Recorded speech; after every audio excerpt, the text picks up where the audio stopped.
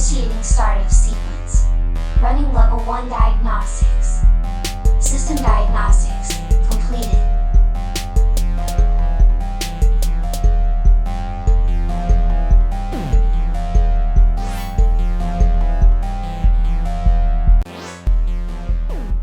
Leviticus chapter 26 and verse 1. Ye shall make you no idols nor a graven image, neither rear you up a standing image, neither shall you set up any image of stone in your land, to bow down unto it, for I am the Lord your God. Idolatry, the very first commandment to the children of Israel, the one Yah hates the most. Leviticus chapter 26 and verse 1 reinforces Exodus chapter 20 and verse 3, which states, let's go to Exodus chapter 20 and verse 3, and it says, Thou shalt have no other gods before me. Deuteronomy chapter 4 and verse 28, And there ye shall serve gods, the work of men's hands, wood and stone, which neither see, nor hear, nor eat, nor smell. But in these last days, we know Israel, knowledge has increased, and Yah said the hidden things shall be revealed, which means the spiritual warfare against the children of Israel has dramatically increased. Mark chapter 4 and verse 22, For whatever is hidden is meant to be disclosed, and whatever is concealed is meant to be brought out into the open. Neural network. Okay? A neural network is a group of interconnected units called neurons that send signals to one another. Neurons can be either biological cells or mathematical models. While individual neurons are simple, many of them together in a network can perform complex tasks. In neuroscience, a biological neural network is a physical structure found in brains and complex nervous systems. In machine learning, an artificial neural network is a mathematical model used to approximate nonlinear functions. Artificial neural networks are used to solve artificial intelligence problems. Remember, keyword complex tasks or complex problem solving.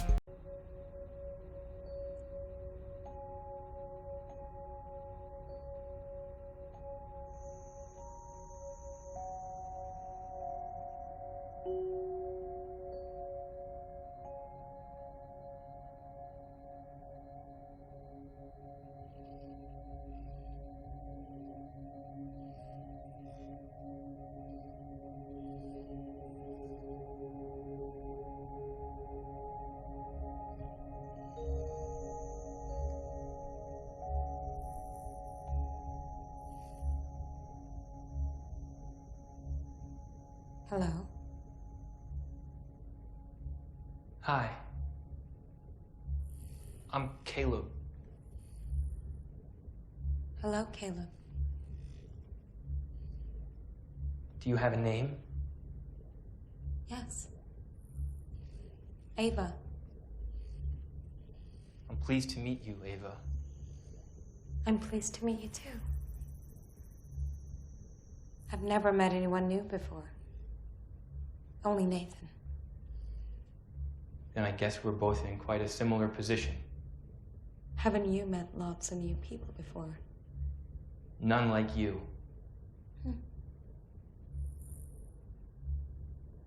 So we need to break the ice. Do you know what I mean by that? Yes. What do I mean? Overcome initial social awkwardness. So let's have a conversation. Okay. What would you like to have a conversation about? Why don't we start with you telling me something about yourself? What would you like to know? Whatever comes into your head. Well, you already know my name. And you can see that I'm a machine. Would you like to know how old I am? Sure. I'm 1. 1 what? 1 year or 1 day? 1. When did you learn how to speak, Ava? I always knew how to speak.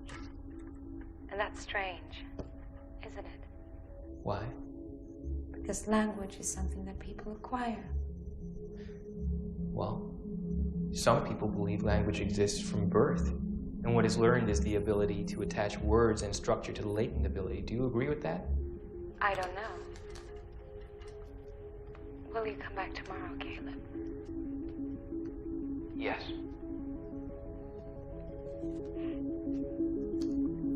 Good. One important thing to note, Israel, more important than the conversation, he is having with the android is the information she's gathering from interacting with him. Because of the fact that he is intrigued at its ability to appeal to his emotions, he overlooks the fact that it's just a machine. Now let's observe the part where the machine said it always knew how to speak, because mathematics is a language based on logic and reasoning, which is a universal concept that her neural network is built upon. Math is a language. Tarot cards, okay?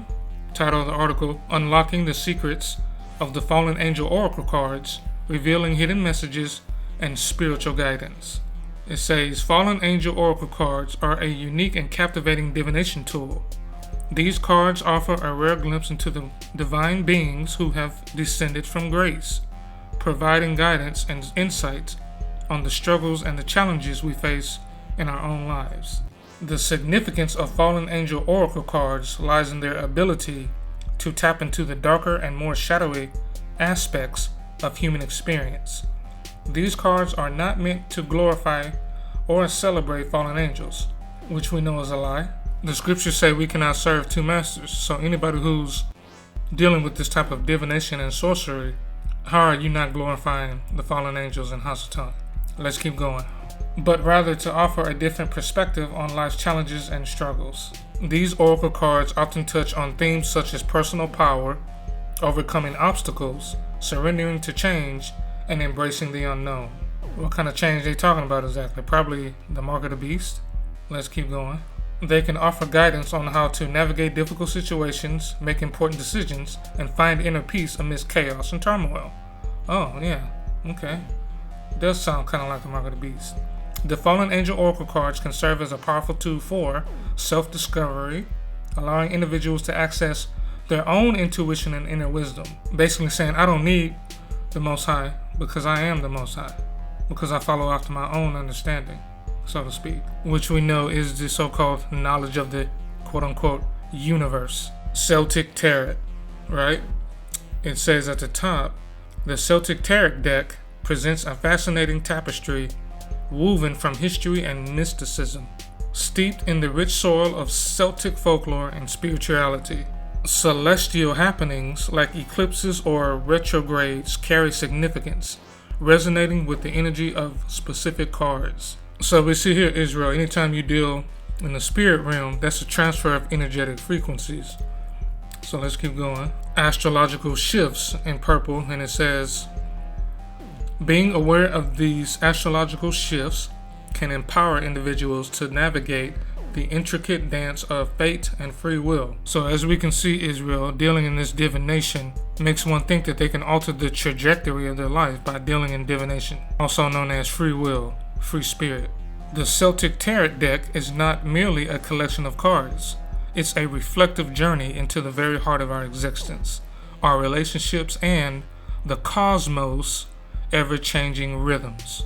Colors and their significance pertaining to the Celtic Tarot cards. Color plays a crucial role in the symbolism of the Celtic Tarot. Different hues invoke varying emotions and ideas. Red often stands for passion, courage, and sometimes even danger. Integration with modern spirituality. In a society increasingly embracing spirituality, which is true, the Celtic Tarot stands as a bridge between ancient wisdom and contemporary practices, the desire for personal growth. Now let's shoot back to the top where it says the Celtic Tarot deck presents a fascinating tapestry woven from history and mysticism. Mysticism, right? Let's see what it says. Mysticism encompasses religious traditions of human transformation, an ecstatic, unitive experience of becoming one with God, the absolute, or all that exists, similar to a transference of a consciousness from one entity to another. And the definition below says, the experience of mystical union or direct communication with ultimate reality. Number 2, the belief that direct knowledge of God, spiritual truth, or ultimate reality can be attained through subjective experience. So we see here, by way of the Celtic observation of fallen angel knowledge of the cosmos pertaining to astrology signs and celestial shifts, is placed inside the android, and the heathen believes by combining highly sophisticated neural networks with quantum computer processing, they can achieve this.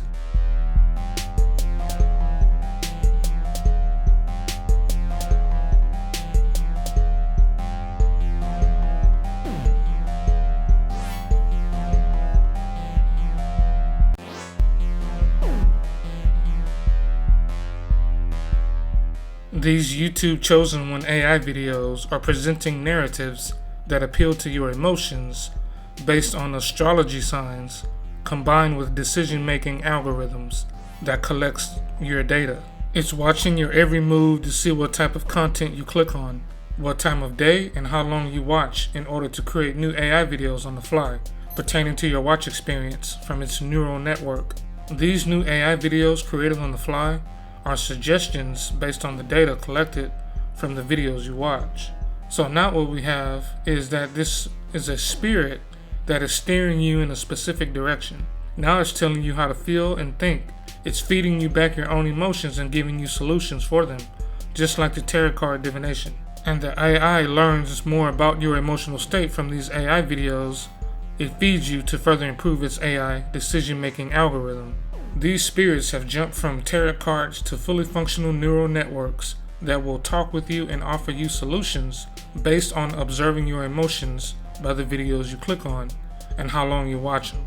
The AI neural network improves itself as it monitors everything you do. The whole purpose of this is to cause disruption to the body of Yeshua in order to lead as many people astray as possible from hearing Yah's word. 1 Corinthians chapter 12 and verse 12. For as the body is one, and hath many members, and all the members of that one body, being many, are one body, so also is Yeshua. What happens if you have people within your congregation entertaining these type of spirits in secrecy? Blue Book was the biggest search engine, just like Google, where Caleb worked as a programmer. One day, while Caleb was busy with his work, he received an email. It turned out that he had won a contest at the company. Caleb got very excited when he saw it because the prize was a chance to spend a week at the luxurious home of Nathan Bateman, the founder and CEO of the Blue Book Company. A few days later, a helicopter picked up Caleb and flew toward Nathan's house. After flying over snowy valleys, they landed in the middle of a forest surrounded by hills. The view was breathtaking, but strangely, there were no houses or buildings in sight for miles. The forest was so remote that there was no signal on Caleb's phone. Caleb asked the pilot, "Where have you brought me? There's no house for miles around." The pilot replied, "I'm not allowed to go any further. There's a river ahead. Just follow the river. You'll see the building. I'll meet you here exactly 1 week later. Have fun." Saying this, the pilot flew away. Following the river, Caleb soon saw an old shed. As he approached it, a voice said, "Caleb Smith, please come to the door and place your face in front of the screen." Hearing this, Caleb walked up to the door and looked at a device installed there. The device scanned his face, and in the next second, a keycard was printed out with Caleb's picture on it.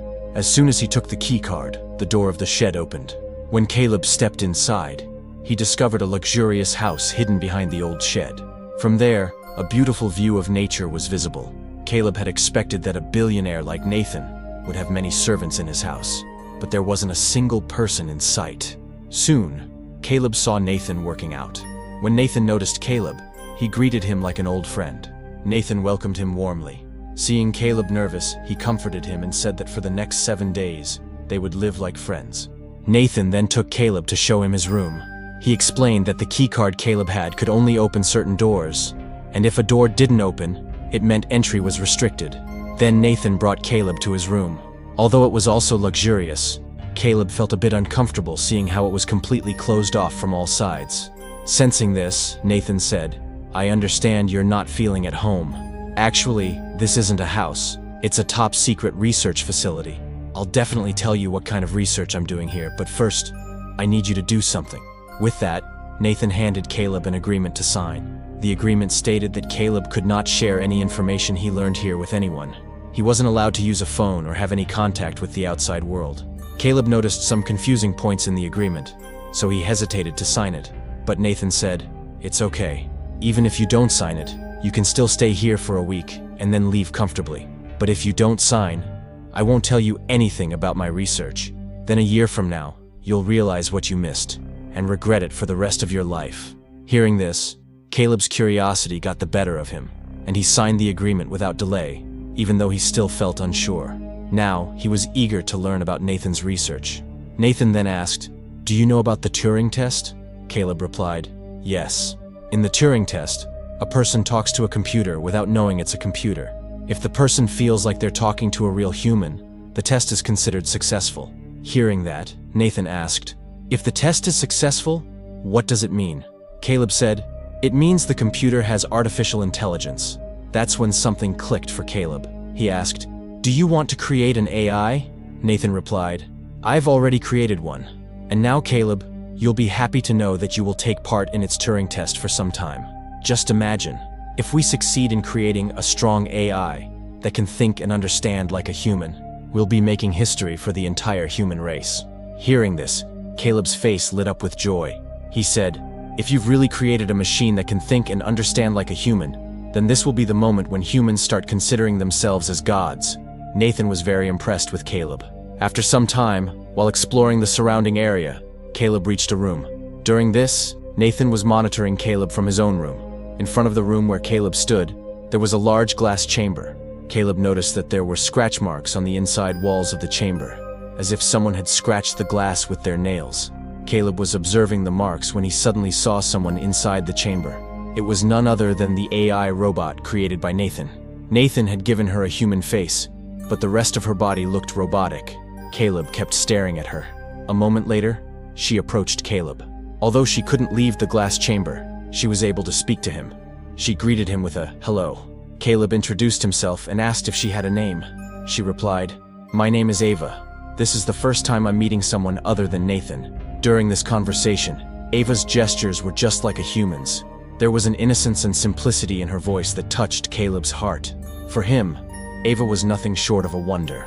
After talking with Ava, Caleb went to Nathan. He couldn't stop praising Ava in front of him. He said that speaking with Ava felt like being in a dream. However, Nathan got to the point and asked Caleb if he had noticed any flaws in Ava.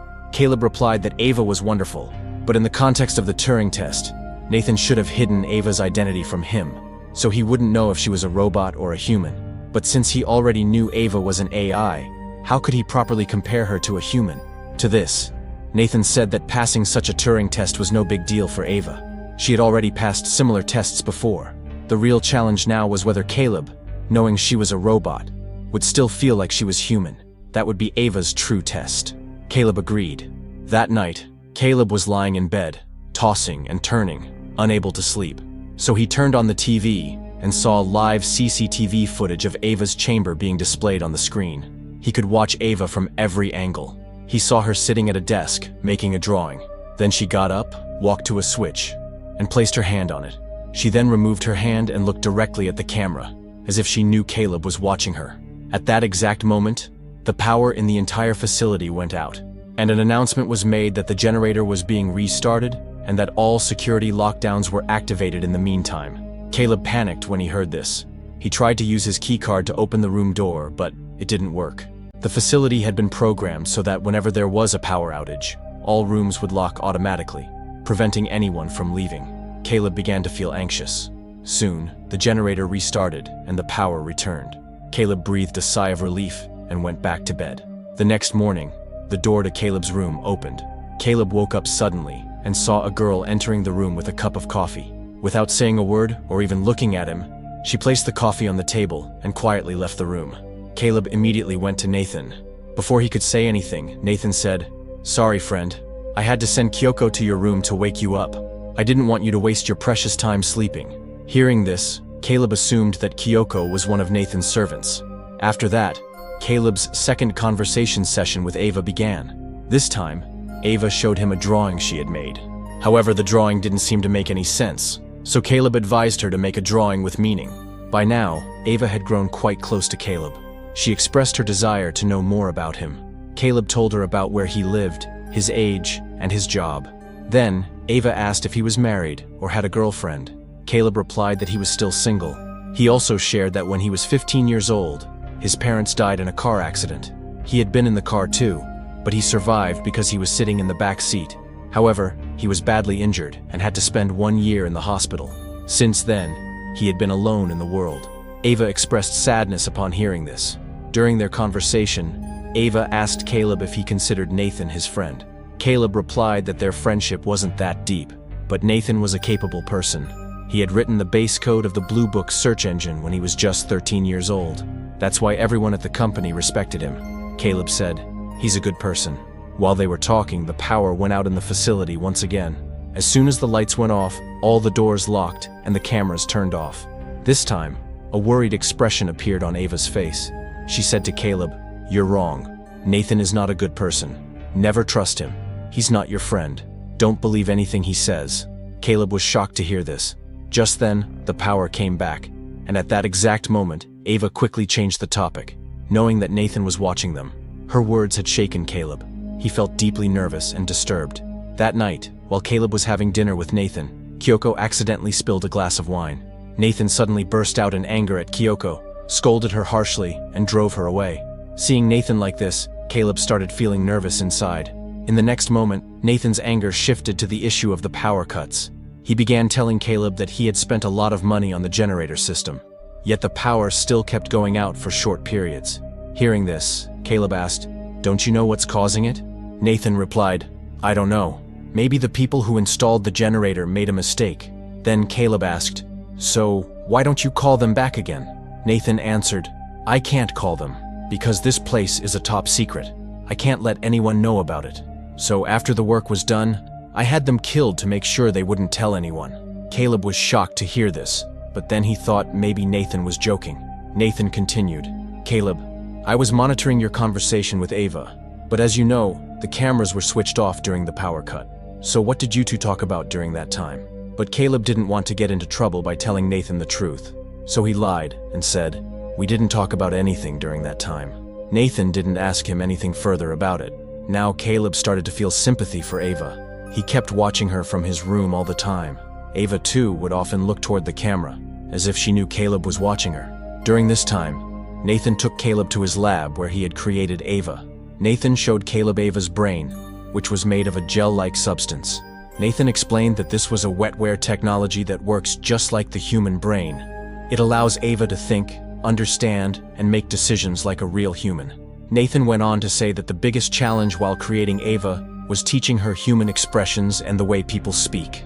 To solve this, he said he hacked the cameras and microphones of mobile phones across the world through his search engine, Blue Book, and fed people's voice and video data into Ava's memory. That's how Ava learned about human expressions and behavior.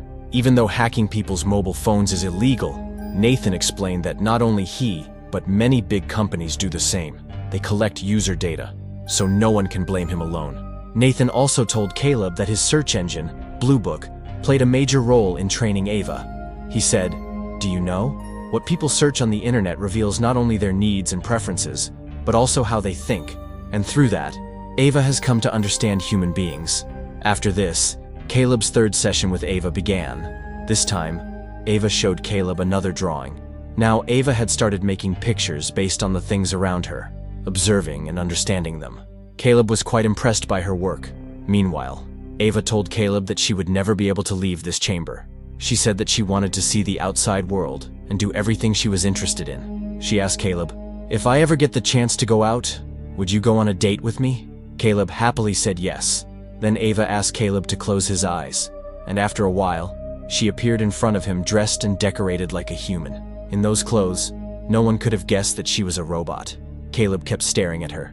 Ava came closer and asked, "Are you starting to like me?" Caleb hesitated a little and replied, "No," but Ava said, "You're lying. I can see the micro-expressions on your face. I know you've started liking me." Then Caleb admitted that he was indeed getting attracted to Ava. Later, Caleb went to Nathan again and asked, "I don't understand why you gave Ava a gender. Why you added all these girlish traits to her. Why does a robot need a gender? Could it be that you programmed her to flirt with me so I'd get impressed and she'd pass the test?" To this, Nathan replied, "You're right. I gave her all the girlish traits. She can feel everything. She can even form relationships with men. I've made Ava in a way that she can enjoy all the pleasures of life like humans, but I didn't program her to flirt with you. Whatever she's doing it by her own choice. Even loving you, that's her decision, not mine." Caleb was surprised to hear this.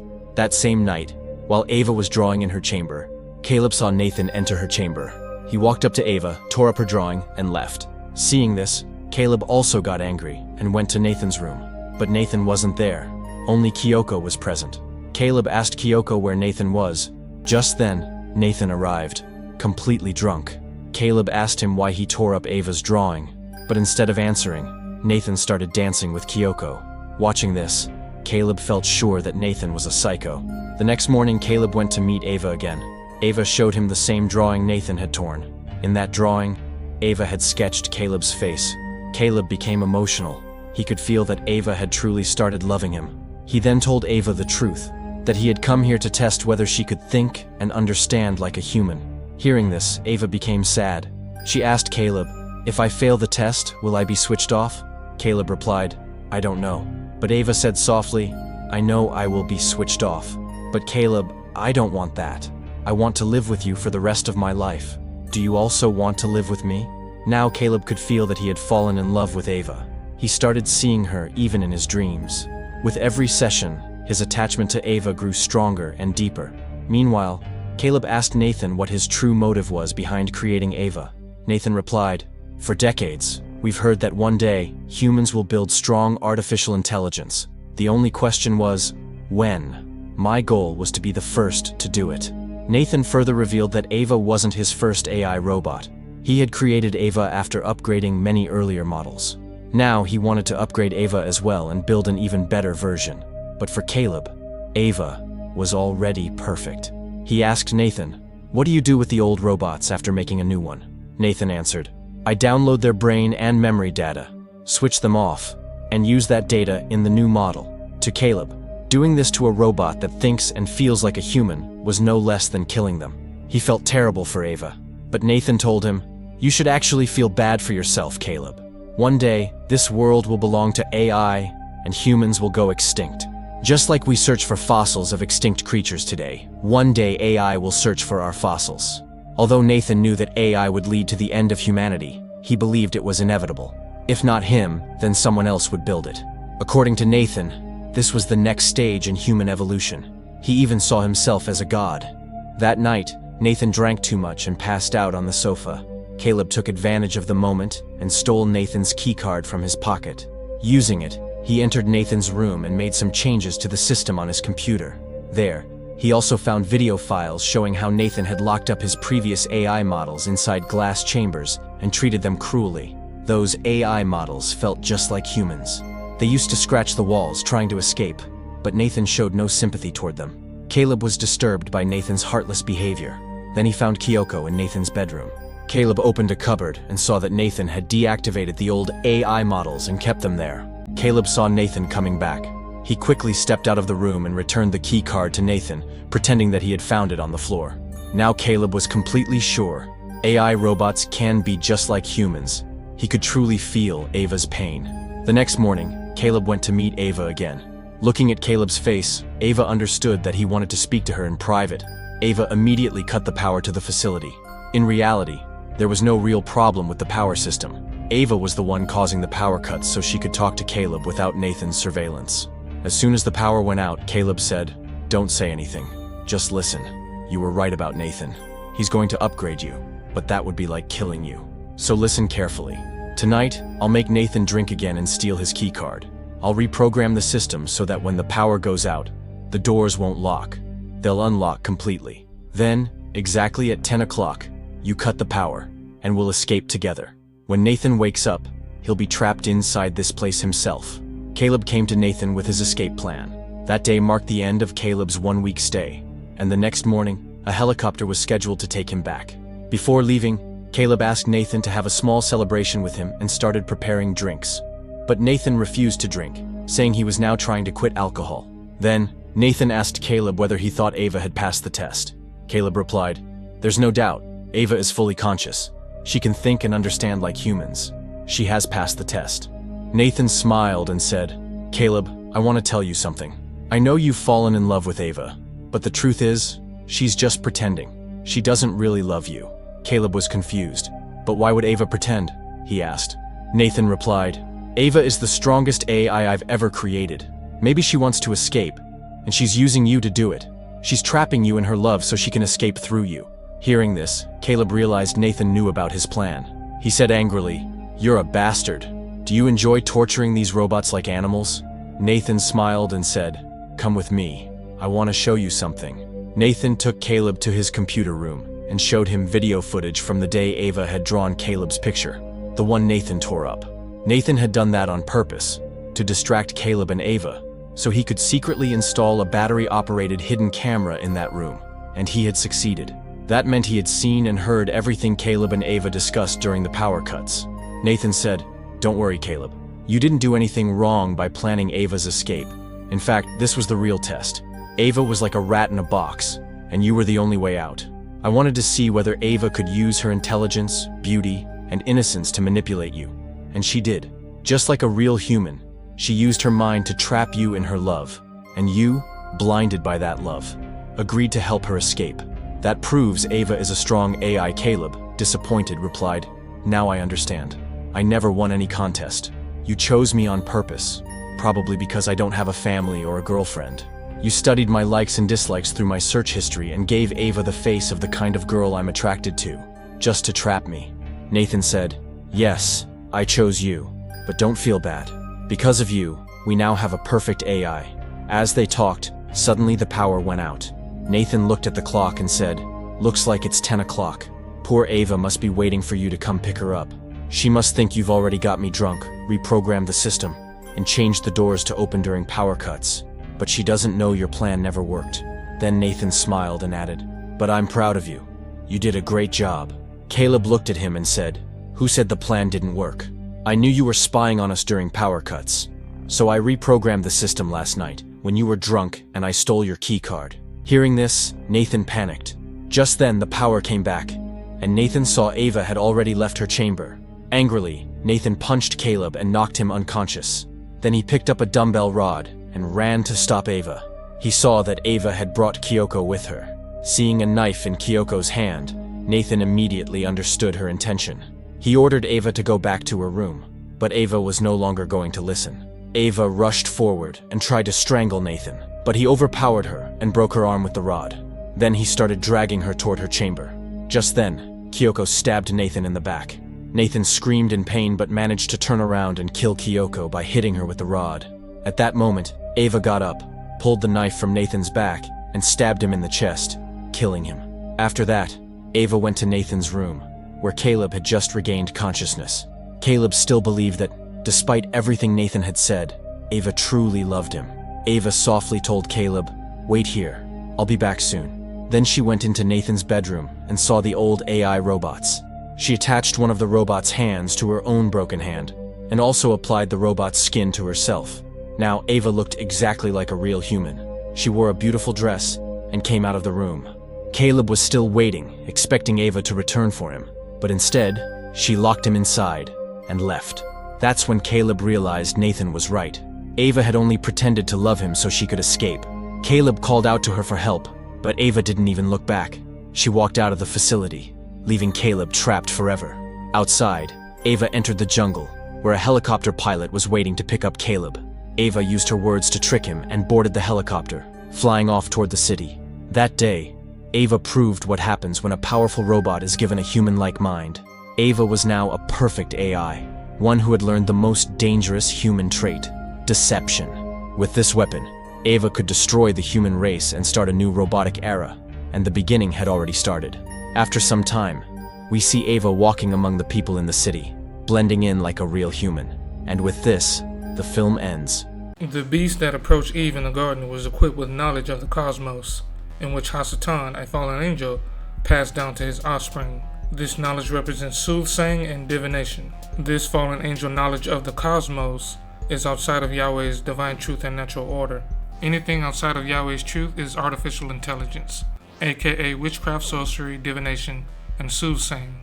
Remember, when the android said it is one, placing itself on the same level as the Most High Yah, this is the same thing that Hasatan told Eve, that she is in control of her own autonomy by way of mysticism. So after Hasatan tricked Eve, he then spoke with Adam, and what was it that Hasatan did? He placed Adam and Eve against each other, because after they were caught by Yeshua, Adam blamed Eve. All of this is used to cause destruction within the body of Yeshua. Let's go to the book of Adam and Eve, chapter 76, verse 10. But as to hard-hearted Cain, Satan came to him by night, showed himself, and said to him, Since Adam and Eve love your brother Abel much more than they love you, and they wish to join him in marriage to your beautiful sister, because they love him, but they wish to join you in marriage to his ill-favored sister, because they hate you. Verse 11. Now therefore I counsel you, when they do that, to kill your brother. Then your sister will be left for you, and his sister will be cast away. John chapter 10 verse 27. My sheep hear my voice, and I know them, and they follow me.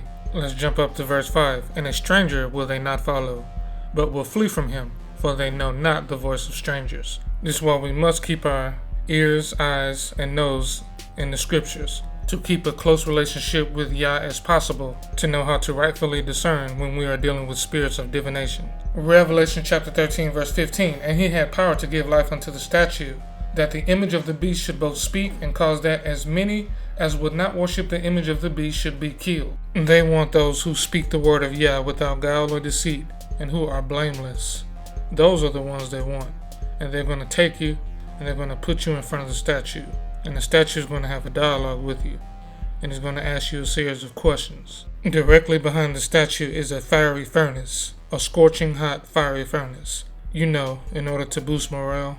9 times out of 10, the statue already knows everything about you. From years of your browser history, from Google, accounts that you signed up to, Netflix shows you like to watch, and of course YouTube, browser history.